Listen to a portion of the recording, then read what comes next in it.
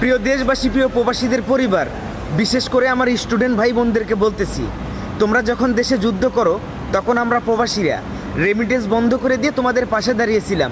প্রতিদানে আমরা তার কিছুই চাইনি, তবে আপনাদের একটু প্রতিদান দেওয়ার সময় এসে গেছে। এয়ারপোর্টের প্রবাসীদের নিরাপত্তা নিশ্চিতকরণে আপনাদের সহযোগিতা কামনা করতেছি। আমরা এই প্রবাসের মাটিতে বছরের পর বছর থেকে 5 বছর পর দেশে ফিরে আমরা কি নিয়ে যাই? 2টা মোবাইল, 2টা কম্বল, সাথে কিছু স্বর্ণ অলংকার। সেটা আমাদেরকে এই দেশ থেকেই পর্যাপ্ত পরিমাণ করা চেকের মাধ্যমে ওই দেশে পার করে দেওয়া হয়। তাহলে আমরা ওই পারে গিয়ে আবারও কেন আমাদের ব্যাগ চেক করানো হবে? আর সেখানে প্রতিনিয়তই এমন খবর আসে আমাদের লাগেজ কেটে মোবাইল অথবা স্বর্ণ চুরি হয়ে গেছে। সামান্য এয়ারপোর্টের একজন আনসার বাহিনী এবং লাগেজ বহনকারী কুলিদের হাতে প্রবাসীদেরকে প্রতিনিয়ত মার খেতে হয়, যারা কিনা প্রবাসীদের একটা জুতো বহন করারও ক্ষমতা রাখে না।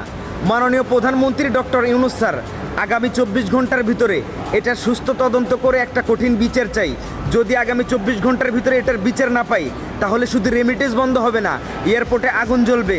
প্রিয় প্রবাসী ভাই বোনেরা, এ ভুল ক্ষমার অযোগ্য। ভিডিওটা বিদ্যুতের গতিতে শেয়ার